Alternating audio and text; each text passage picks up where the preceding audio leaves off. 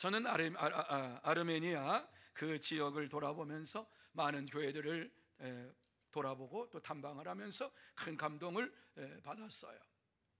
그리고 예전에 3시간 예배 드린다, 저는 뭐 1부 예부터 지금까지 계속해서 하니까는요, 피곤하다 뭐 이랬는데, 이런 말 하면 안 되겠구나. 왜? 그 교회는 3시간 4시간을 예배 드리는데 뭐가 그렇게 그냥 피곤하다고 그랬을까? 그러면서 마음속으로 회개했어요.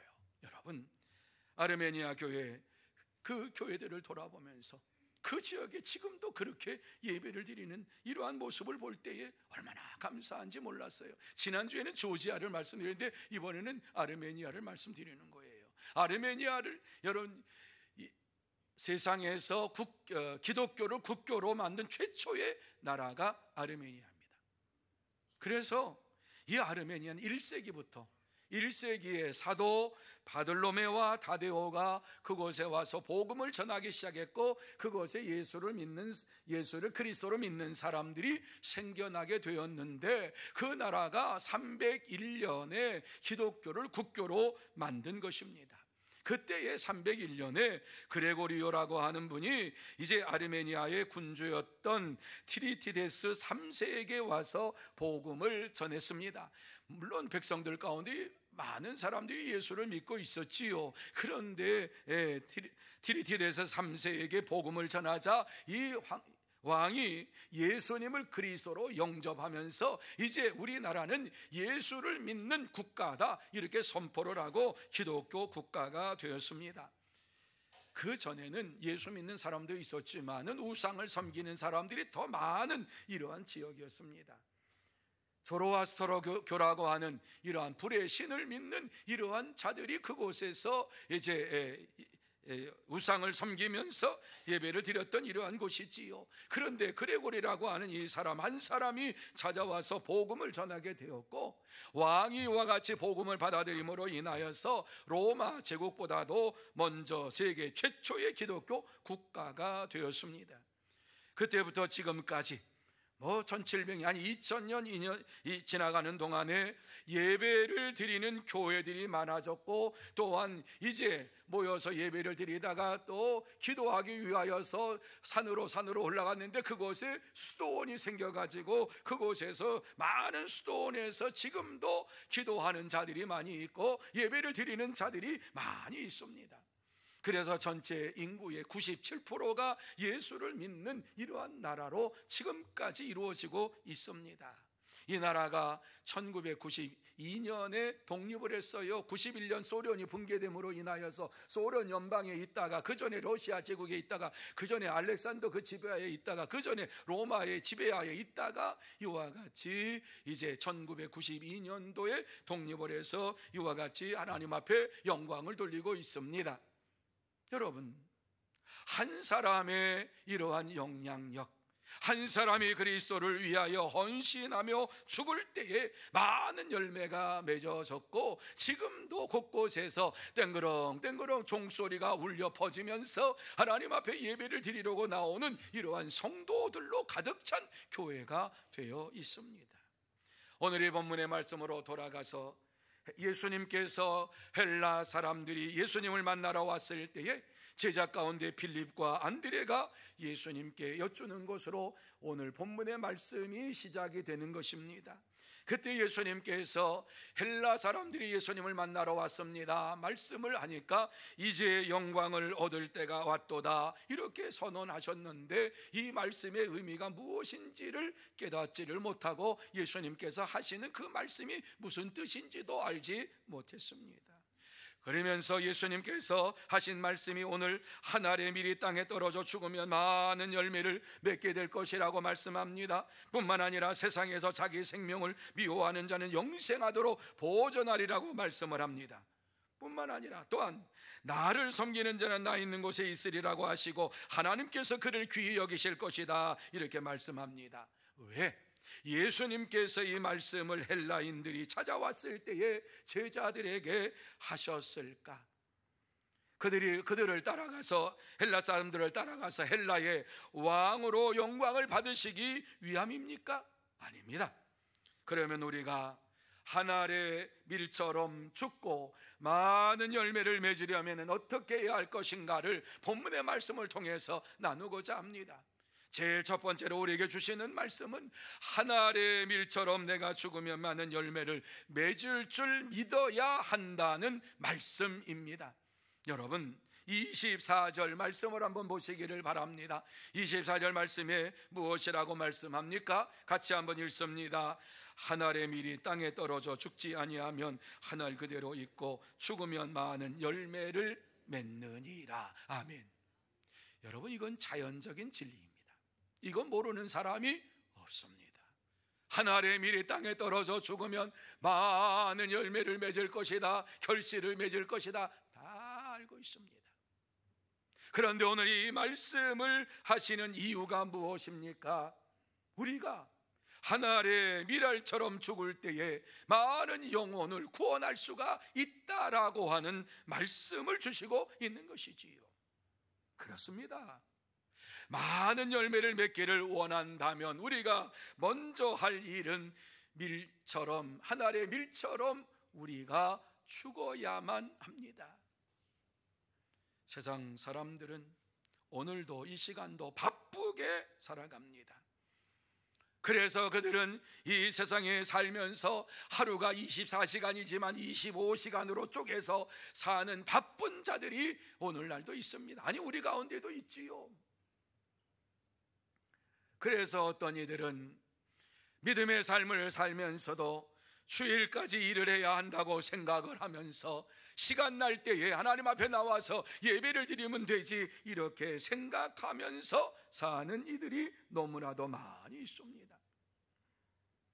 그러면서 그들은 예수님께서 하신 말씀을 어떻게 해석을 합니까? 어떻게 받아들입니까? 예수님께서 살아계셨던 그 당시에는 오늘날처럼 바쁜 시대가 아니었으니까 예수님이 하신 말씀을 들을 때에 우리의 형편과 처지를 알지 못하고 하신 말씀이라고 생각을 하며 자기 합리화로 믿음 생활을 합니다. 여러분, 예수님은 예전이나 지금이나 동일한 분이신 줄로 믿으십니까? 예수님께서 하신 말씀은 예전이나 지금이나 변함이 없는 말씀입니다. 오늘날도 한 알의 밀처럼 우리가 죽으면 많은 열매를 맺고 영원히 살 것이라고 우리에게 말씀을 해주고 있어요. 이 말씀은 예수님께서 이제 공생애를 시작하는 그러한 시기에 했던 말씀이에요. 대략 주 29년, 30년 이 경에 했던 말씀이에요. 예수님께서 예루살렘에서 유월절을 지키기 위해서 이리 들어오셨을 때에 말씀을 하신 거예요.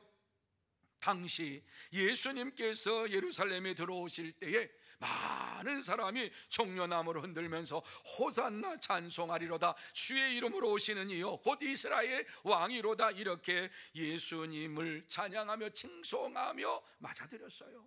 그런데 그곳에는요, 예수님께서 죽은 나사로를 살렸던 곳을 보았던 자들도 그곳에 찾아와서 예수님을 찬양하며 예수님 앞에 영광을 돌리는 이러한 자들이 그곳에 있었어요. 그러니까 예수님께서 예루살렘 성으로 들어가시는 모습을 보며 호산나 찬송하리로다, 이렇게 찬양을 하며 영광을 돌렸지요. 그런데 이것을 본 바리새인들, 당시의 종교 지도자들, 하나님을 잘 믿는다고, 누구보다도 하나님을 잘 믿는다고 생각했던 이 바리새인들은 이러한 모습을 보면서 그들을 향하여서 너희 하는 일이 쓸데없다라고 말합니다. 하지만 예수님께서 나사로를 살리신 것을 본 사람들은 쓸데없는 짓을 하는 것이 아니라 예수님이 그리스도시며 예수님이 하나님의 아들인 것을 믿었기 때문에 바리새인들이 쓸데없는 일이라고 하지만은 믿음의 주요 온전케 하신 일을 바라보면서 예수님을 찬양하며 영광을 돌렸던 것입니다. 그렇습니다. 예수님은 세상을 구원할 구원자로 세상에 오셨습니다. 그런데 바리새인들은 예수님께서 이와 같이 구원 사역을 하는 이러한 일들을 바라보면서 쓸데없는 짓을 한다라고 이야기를 한 것이에요. 그들은 예수님을 하나님께서 세상에 보내신 구원자라고 믿지 않았기 때문입니다. 메시아로 마음속에 영접하지 않았기 때문입니다. 나를 구원한 구원자라고 영접하지 않았기 때문입니다. 이러한 불신이 하늘의 밀이 땅에 떨어져 죽으면 많은 열매를 맺는다라고 하는 자연적인 진리의 말씀을 함에도 불구하고 예수님이 말씀하시니까 그 말씀까지도 믿지 않았다라고 하는 것입니다. 그러므로 하늘의 밀이 죽으면 많은 열매를 맺는다고 하는 이러한 말씀을 전하시는 예수님을 향하여 쓸데없는 짓을 한다고 이렇게 얘기를 했고, 뿐만 아니라 이와 같은 예수님의 말씀을 믿고 따르는 자들을 보면서 쓸데없는 짓을 한다라고 이렇게 말했던 것입니다. 그렇습니다. 불신은 영적으로 사람의 눈을 어둡게 하고 자기 편견에 빠져 예수 그리스도를 믿지 못하게 만듭니다. 여러분, 우리는 오늘날 예수님께서도 하나님께서 주신 이 말씀, 하늘의 밀처럼 내가 죽으면 많은 열매를 맺을 줄 믿습니다 하는 믿음으로 살아가야 될 줄로 믿습니다. 당시 바리새인들처럼 예수님을 믿지 못하고 주의 말씀을 불신하면서 이 세상에서 살아간다면은 아무런 열매를 맺을 수도 없는 거예요. 그래서 그 바리새인들은 예수님을 그리스도로 구세주로 믿지 아니하니까는 예수님을 쓸데없는 짓을 하는 자로 보았고 예수를 믿는 자를 쓸데없는 자들로 보았던 것입니다. 하지만 진정으로 쓸데없는 짓을 하고 있는 자가 누구입니까? 예수를 구세주로 믿지 아니하고 예수님의 말씀을 듣고 순종하지 아니하는 바리새인들이었던 것입니다. 그러므로 저와 여러분 모두 다 자기 생각과 자기 주장과 자기 사상에 빠져서 예수님의 말씀을 자기 마음대로 합리적으로 해석을 하고 하나님의 말씀을 불신하지 말고 내가 죽으면 많은 열매를 맺을 것을 믿습니다. 내가 헌신하며 죽을 때에 하나님의 영광이 드러나게 될 줄로 믿습니다 하는 믿음으로 생활하면서 많은 열매를 맺는 복된 성도가 다 되시기를 축원합니다. 두 번째로, 자기 생명을 미워하며 살아야 한다. 여러분, 조금 이상한 말이지요. 자기 생명을 미워하며 살아야 한다. 25절 말씀입니다. 자, 25절 말씀 같이 한번 읽습니다. 시작. 자기 생명을 사랑하는 자는 잃어버릴 것이요 이 세상에서 자기 생명을 미워하는 자는 영생하도록 믿으시면 아멘. 이 말씀의 이해가 되기를 바랍니다. 깨닫는 역사가 일어나기를 바랍니다. 이 말씀이 무슨 말씀인지를 잘 알아야지 이 말씀을 아멘으로 화답하며 열매 맺는 신앙생활하게 됩니다. 자기 생명을 사랑하는 자는 잃어버릴 것이요. 여기에 나와 있는 앞에 있는 이 생명이 무엇입니까? 믿음의 삶을 살라고 얘기합니다. 하나님의 말씀대로 순종하라고 얘기합니다. 주일날 나와서 예배드리라고 얘기합니다. 그럴 때에 무슨 얘기합니까? 내 생명이 있어야지 이러한 일들 하는 거 아닙니까? 내 생명을 보존하기 위해서 내가 일을 하고 난 다음에 시간이 되면 이와 같이 나와서 예배를 드리는 것이지, 내 생명이 거두어가면 내 생명을 보존할 수 없으면, 내가 일할 수 없으면 어떻게 내가 하나님 앞에 나가서 일할 수 있습니까? 이것이 자기 생명 중심으로 살아가는 자들의 마음입니다. 내 생명보다 귀한 것이 없다. 있는데 자기 생명을 사랑하는 자는 내 생명이 귀하고 내가 일하는 것이 귀하고 내가 일해서 먹고 살면서 내 생명을 유지해서 그 다음에 하나님을 섬긴다라고 하는 이와 같은 생각을 가진 자들은 그의 생명을 잃어버릴 것이요 말씀입니다. 뿐만 아니라 계속해서 말씀하고 있는 것이 무엇입니까? 이 세상에서 자기 생명을 미워하는 자는 영생하도록 보전하리라 이렇게 말씀하고 있지요. 이 말씀의 의미가 무엇입니까? 자기 생명을 미워한다라고 하는 것이 무엇입니까? 육신의 이 생명이 아니라 예수님을 믿음으로 말미암아 우리에게 주신 예수의 생명, 새 생명, 그래서 우리의 이와 같이 생명을 미워한다고 하는 것은 이와 같이 육신의 생명을 의지 아니하고 새 생명을 의지하며 사는 자, 이와 같이 육신의 생명을 첫째가 아니라 둘째로 생각하면서 사는 자들은 자기 생명을 이와 같이 의지하지 아니하고 예수의 생명 가운데 사는 자들은 영생으로 보전하리라, 이렇게 말씀을 주시고 있는 것입니다. 다시 말씀드려서 내가 죽고 많은 열매를 맺으려면은 자기의 생명을 사랑하지 말고 예수의 생명을 가지고 살아가는 자가 되라 하는 말씀인 것입니다. 예수의 생명을 가지고 산다고 하는 것, 예수의 생명을 우선순위에 두고 산다고 하는 것이에요. 내 생명이 첫 번째가 아니라 두 번째예요. 예수님께서 내게 주신 새 생명이 첫 번째예요. 예수님이 주신 이 새 생명을 가지고, 예수의 생명을 가지고 살아가는 자들은 이와 같이 영생하도록 보존될 것이라고 말씀을 주시고 있는 것입니다. 그래요, 우리가 이 땅에 살면서 육신의 생명을 제일로 사는 것이 아니라 예수의 생명, 내가 받은 새 생명을 제일로 살아갈 때에 하늘의 밀처럼 헌신하며 죽을 수가 있고 많은 열매를 맺게 될 줄로 믿습니다. 이러한 삶을 사는 자들은 하나님을 섬기며 이웃을 사랑하라고 하는 것처럼 이웃을 사랑하는 이러한 실천의 삶을 살아가게 되는 것이에요. 그리스도의 겸손한 마음을 가지고 나의 시간과 나의 재능을 다하여서 이웃을 섬기며 이웃을 살리는 삶을 살기로 다짐하며 살아가게 되는 것입니다. 예를 들면은 아파트에 많은 분들이 살고 있지요. 그런데 층간소음에 아주 예민한 분들이 많잖아요. 조금이라도 이와 같이 위층에서 무슨 소리가 나고 그러면은 아이들을 키워서 그런 어쩔 수가 없지요. 그런데 쏜살같이 달려가 가지고 좀 조용히 좀 해달라고, 아니면은 인터폰으로 좀 조용히 좀 해달라고 예수를 믿으면서도 이와 같이 민감해 가지고 이웃에 대한 사랑 잊어버리고 삽니다. 이웃을 이해하려고도 살지 아니합니다. 여러분, 육신의 생명이 중요하게 여기는 자들은 이와 같이 층간소음이 있을 때에 이웃을 이해하지 아니하고 서로 사랑을 나누지 아니하고 즉각 얘기합니다. 그러나 우리 속에 예수의 생명이 있다면 어떻게 우리가 행동할까? 예수의 생명이 있다면 예수님은 이때 어떻게 했을까? 참으셨을 거야. 그래, 그러셨을 거야. 그러면서 그 이웃을 위하여 기도하고 이웃을 위하여서 하나님 앞에 저들을 위하여 기도하는 시간을 갖게 될 줄로 믿습니다.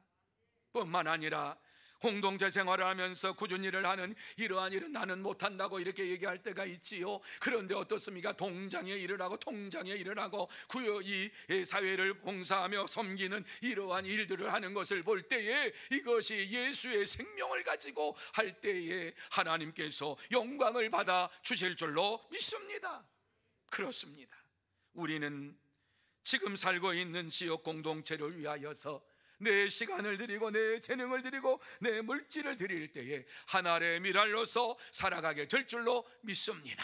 예수의 생명을 가지고 살아가게 될 줄로 믿습니다. 그래서 그들을 위하여 기도하고 어떻게 하면 저들을 주님 앞으로 인도할 것인가. 층간소음이 많이 날 때마다 과자를 많이 사가지고 찾아가시기 바랍니다. 그리고서 이제 곧 새생명잔치가 있으니까 그때 한번 초청해 보시기 바랍니다. 안 오겠습니까? 전 올 것 같아요. 여러분, 우리가 많은 사람을 구원하려면 먼저 내 생명보다 예수의 생명을 귀하게 여기면서 살아가야 될 줄로 믿습니다. 그럴 때에 하나님께서 우리에게 영생의 복을 주시겠다고 약속해 주셨어요. 25절 26절 말씀 같이 한번 읽습니다. 25절 26절 말씀 같이 읽습니다. 시작. 자기 생명을 사랑하는 자는 잃어버릴 것이요 이 세상에서 자기 생명을 미워하는 자는 영생하도록 보전하리라. 사람이 나를 섬기려면 나를 따르라. 나 있는 곳에 나를 섬기는 자도 거기 있으리니. 믿으시면 아멘. 26절 말씀, 이 말씀이 중요해요. 사람이 나를 섬기려면 나를 따르라. 여러분, 우리는 하나님을 따라가는, 주님을 따라가는 사람이에요. 우리가 주님을 섬기며 따라갈 때에 예수님이 하신 대로, 말씀하신 대로 따라가는 거예요. 순종하는 거예요. 그런데 이러한 순종의 삶을 사는 자에게 주시는 축복, 나 있는 곳에 나를 섬기는 자도 거기 있으리라, 이렇게 말씀을 해주고 있습니다. 얼마나 감사한지 몰라요. 우리는 이 땅에서 영원히 살 사람들이 아닙니다. 이제 하나님께서 부르시면 가야 할 하나님의 백성인 줄로 믿으시기를 바랍니다. 이러한 우리들에게 말씀합니다. 한 알의 밀처럼 자기의 생명을 버릴 때에 많은 영혼을, 많은 생명을 구원하게 될 것이다, 이렇게 말씀해 주고 있어요. 뿐만 아니라 26절 하반절 보면은 이렇게 말씀하고 있어요. 사람이 나를 섬기면 내 아버지께서 그를 귀히 여기시리라, 이렇게 말씀했어요. 하나님을 섬기며 하나님 앞에 영광을 돌릴 때 하나님께서 우리를 존귀하게 여기시겠다. 얼마나 감사한지 몰라요. 그러므로 저와 여러분 모두 다 예수님의 말씀대로 자기 생명을 미워하고 예수의 생명을 가지고 살아가면서 많은 열매를 맺고 하나님께서 존귀한 자라고 하나님께 인정받는 복된 성도, 참된 성도가 다 되시기를 축원합니다. 세 번째로, 많은 고통이 찾아올 것을 알아야 한다고 말씀해 주고 있어요. 예수를 믿으면 고통이 찾아온다. 여러분, 이 말씀 꼭 마음에 새기시기 바랍니다. 물론 평안과 기쁨과 은혜가 찾아옵니다. 그런데 육신의 고통도, 심적인 고통도 우리에게 찾아온다고 말씀해 주고 있습니다. 그래서 27절 상반절에 예수님께서 헬라 사람들이 찾아와서 이와 같이 말씀하시는 것을 듣고, 찾아왔다고 하는 말씀을 듣고 하신 말씀, 지금 내 마음이 괴로우니 무슨 말을 하리요, 이렇게 말씀하고 있습니다. 여러분, 이 말씀의 내용은요, 헬라 사람들은요, 지식을 논하기를 좋아하고 철학을 논하기를 좋아하고, 만나면은 자기 주장 얘기하고 자기 생각 얘기하고 자기는 이렇게 믿는다 그러면서 얘기를 하기를 좋아하는 사람들이에요. 예수님께서 헬라인들이 찾아왔다라고 하는 이 말씀은 예수님을 믿기를 위해서 찾아온 것보다는, 제가 해석하기에는 예수님과 좀 토론하고 이야기하고 예수님이 가졌던 지식을 좀 가졌으면 좋겠다, 이런 마음으로 찾아온 사람들이 아니었는가, 저는 그렇게 이 말씀을 보는 것이에요. 그래서 그들을 보면서 지금 내 마음이 괴로우니 무슨 말을 하리요. 지식과 지혜를 얻으려고 이와 같이 하나님 앞에 나오는 것이 아니라 예수가 그리스도요 하나님의 아들이시요 하나님께 영광을 돌리기 위하여서 우리가 사나 죽으나 예수 그리스도를 위하여 하나님의 영광을 위하여 찬양하며 영광을 돌립니다. 이러한 믿음을 가지고 예배를 드리는 이러한 삶이 온전한 삶인데, 지식과 지혜를 더 많이 가지려고 오는 이러한 것을 볼 때에 지금 내 마음이 괴로우니 무슨 말을 하리요, 이렇게 말씀하고 있어요. 여러분, 예수를 믿으면서 이 땅에서요 가장 큰 고통을 받는 것 무엇인가를 예수님께서 우리에게 직접 말씀해 주셨어요. 네가 나를 믿으면 이러한 고통도 찾아올 것이다, 이러한 어려움도 찾아올 것이다, 이런 말씀을 주셨어요. 그 말씀이 마가복음 10장 29절이에요 자, 마가복음 10장 29절 우리 같이 한번 한 목소리로 읽습니다. 시작. 예수께서 이르시되 내가 진실로 너희에게 이르노니 나와 복음을 위하여 집이나 형제나 자매나 어머니나 아버지나 자식이나 전토를 벌이는 자는, 자, 이 말씀 여러분 무슨 말씀입니까? 나와 복음을 위하여서 네가 가지고 있는 집, 네가 가지고 있는 재물, 그걸 버리는 자는, 심지어 너의 형제와 자매와 어머니와 아버지나 자식을 버리는 자는, 이 말씀이에요. 아니, 어떻게 이와 같이 내 형제 자매를 버리고 내 자식까지 버릴 수가 있습니까? 내가 가장 귀하게 여기는 재물과 집을 어떻게 버릴 수 있습니까? 그런데 주님께서 말씀하시는 것은 그러한 것을 버릴 때가 있다는 거예요. 그러한 날이 찾아온다는 거예요. 내가 가장 귀중하게 여기는 재물을 버려야 할 때가 온다는 거예요. 뭐를 위해서? 나와 복음을 위하여 말씀합니다.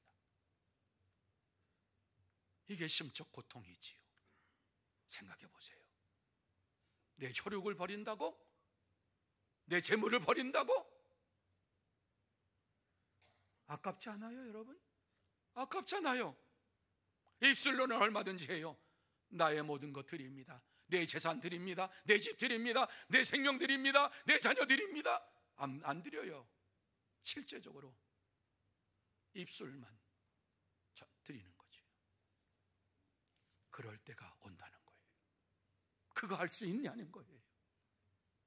그러면서 30절 말씀에, 마가복음 10장 30절 말씀에 우리에게 생각하지도 못해도 놀라운 축복의 말씀을 주시고 있지요. 자, 30절 말씀 우리 한 목소리로 읽습니다. 시작. 현세에 있어 집과 형제와 자매와 어머니와 자식과 전토를 100배나 받되 박해를 겸하여 받고 내세에 영생을 받지 못할 자가 믿으시면 아멘.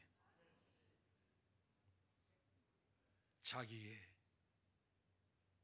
재물을 드리고 자기의 집을 드리고 자기의 자식까지 버리면서 이와 같이 주님 앞에 서는 자들은 이 땅에서 100배의 물질의 축복을 받을 뿐만 아니라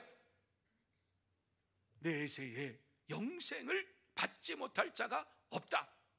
내세의 영원한 생명을 소유하게 된다. 이렇게 말씀을 해주고 있습니다. 그러므로 저와 여러분 모두 다 한 알의 밀처럼 헌신하며 죽어야 합니다. 오직 예수님처럼 한 알의 밀이 되어서 십자가에서 죽으심으로 말미암아서 많은 영혼들을 구원하신 것처럼 저와 여러분이 이와 같이 예수를 믿음으로 내가 죽고 나를 통해서 많은 영혼이 구원될 줄로 믿습니다라고 하는 이러한 믿음을 가지고 살아야 될 줄로 믿습니다. 이 시간 우리는 결단해야 돼요. 하나님께서 역사해 주시도록 결단해야 돼요. 하나님께서 나에게 주신 이 모든 것, 나의 생명, 나의 모든 것을 드리오니 많은 영혼을 구원하는 일에 나를 사용하여 주시옵소서. 헌신하는 결단이 이루어져야 돼요. 우리의 이웃을 이와 같이 주님 앞으로 인도하게 하여 주옵소서. 내 형제와 자매를 주님 앞에 인도하게 하여 주옵소서. 이와 같이 하나님 앞에 간구하며 기도해야 돼요. 이것이 마땅한 우리의 삶이라고 말씀해 주고 있어요. 요한일서 3장 16절 말씀 우리 같이 한번 읽습니다. 시작. 그가 우리를 위하여 목숨을 버리셨으니 우리가 이로써 사랑을 알고 우리도 형제를 위하여 목숨을 버리는 것이 마땅하니라. 그렇습니다. 예수의 사람들은, 예수의 생명을 가지고 사는 사람들은 이 말씀대로 예수의 사랑을 알고 우리도 형제를 위하여서 목숨을 버리는 것이 마땅한 줄 믿고 살아갑니다. 여러분, 우리가 복음을 위하여 나의 가장 귀한 것을 버려야 할 때가 있습니다. 나와 주의 복음을 위하여서, 예수를 위하여서 버려야 할 때가 있습니다. 이것이 우리에게는 큰 고통으로 찾아올 수 있습니다. 하지만 이것은 우리에게는 큰 은혜요 축복인 줄로 믿으시기를 바랍니다. 내가 살고 형제가 살아나는 역사를 주시는 하나님의 은혜인 줄로 믿으시기를 바랍니다. 그래서 요한일서 3장 18절 말씀에 이렇게 말씀하지요. 같이 한번 읽습니다. 자녀들아, 우리가 말과 혀로만 사랑하지 말고 행함과 진실함으로 하자. 아멘. 아멘. 아멘. 말과 혀로만 사랑하지 말고 행함과 진실함으로 하자. 여러분, 우리가 말과 혀로 이와 같이 믿음 생활할 때가 얼마나 많이 있었습니까? 그렇게 하지 말고, 저도 그렇고 여러분도 그렇고 행함과 진실함으로 주의 말씀이 나의 길이요 진리요 나의 빛이니이다 믿으면서 주의 말씀대로 순종하며 사는 이러한 믿음의 생활 진실함으로 하자. 그러므로 저와 여러분 모두 다 예수님처럼 내가 죽는 고통을 감당하고 형제와 이웃을 위하여 내 시간과 내 재능과 내 물질을 들여서 저들을 주님 앞으로 인도하는 참된 성도, 복된 성도가 다 되시기를 축원합니다. 이제 말씀을 마무리합니다. 이 시간 하나님께서 우리에게, 예수님께서 우리에게 하시고 싶은 말씀이 무엇인가 이미 여러분 다 마음속에 담으셨을 줄로 알아요. 한 알의 밀처럼 내가 죽고 많은 영혼을 구원을 하라 하시는 말씀이에요. 내가 죽고 많은 영혼을 구원하라 이 말씀이에요. 한번 따라 하시기 바랍니다. 내가 죽고 많은 영혼을 구원합시다. 2부 예배 때에 이것을 따라 하라고 하니까 한 10사람 따라해서 또 했어요. 그랬더니 잘 안 따라요. 마음대로 하세요. 그러고선 제가 다시 한번 하십시다 그랬더니 큰 소리로 따라 하셨어요. 여러분 마음에 새기면서 이 말씀 다시 한번 따라 하시기 바랍니다. 크게 해도 되고 작게 해도 되고 마음대로 하세요.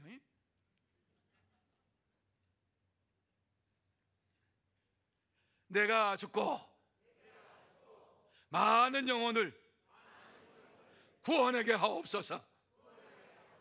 아멘. 이것이 우리의 결단이 되어야 됩니다. 왜? 예수님께서 우리에게 말씀하셨으니까. 한 알의 밀알처럼 죽어라. 그리고 많은 열매 맺어라. 그러면 내가 있는 곳에 너도 있겠다. 영원한 천국에 네가 있을 것이다 약속하셨으니까. 이러한 것을 생각하면서 이제 우리는 새생명잔치를 앞에 두고 있어요. 요유에 나와 있는 것처럼 행복한 동행 153. 이 뜻은 한 사람이 5사람을 마음에 품고 기도하고 3사람을 초청하자, 이게 이 내용이에요. 여러분, 기도는 내가 죽는 것입니다. 기도는 내가 죽고 하나님이 살아 역사하시는 시간입니다. 내가 죽는 시간. 기도는 내가 죽고 하나님의 역사하심이, 하나님의 살아계심이 나타나는 시간인 줄로 믿고 한 사람이 5사람을 마음에 품고 기도하고 3사람을 초청함으로 인하여서 하나님의 뜻을 이루어가고 하나님이 원하시는 삶을 살아가는 저와 여러분이 되어야 할 줄로 믿습니다. 내가 죽을 때에 역사가 일어납니다. 내가 기도할 때에 역사가 일어납니다. 내가 하나님 앞에 부르짖을 때에 역사가 일어납니다. 크고 놀라운 은혜가 우리에게 임합니다. 하나님의 살아 역사하심이 우리에게 임합니다. 뿐만 아니라 이 땅에서 주시는 축복 받아 누리게 됩니다. 주님께서 말씀하신 대로 100배의 축복을 받게 되고 내세의 이러한 축복을, 영생의 복을 받게 될 줄로 믿습니다. 그러므로 이제 이 9월달 이 한 달 동안 태신자를 마음에 품는 시간이 되시기를 바랍니다. 그래서 지금부터 내가 어떠한 분을 초청해야 될 것인가 5명을 마음에 품고 기도해야만 하는 것입니다. 그때 가서 하지. 여러분, 그때 가서 하면 내 마음속에 품을 사람 한 사람도 없어요. 이러한 고백이 나옵니다. 우리는 매년마다 예수님의 말씀에 순종해서 내가 죽고 많은 열매를 맺기를 원하면서 새생명잔치를 합니다. 이제 이번 새생명잔치를 할 때에 이와 같이 내가 죽고 기도하고 뿐만 아니라 5명을 품고 기도하고 3사람을 초청함으로 인하여서 하나님의 100배의 축복받고 영생의 복을 받고 이 땅에서 기쁨으로 즐거움으로 살아가는 복된 여러분 다 되시고, 뿐만 아니라 역사를 변화시키는 역사의 주인공들이 되시고 이 교회의 주인공들이 되시기를 예수님의 이름으로 축원합니다. 기도하시겠습니다. 하나님 아버지 감사합니다.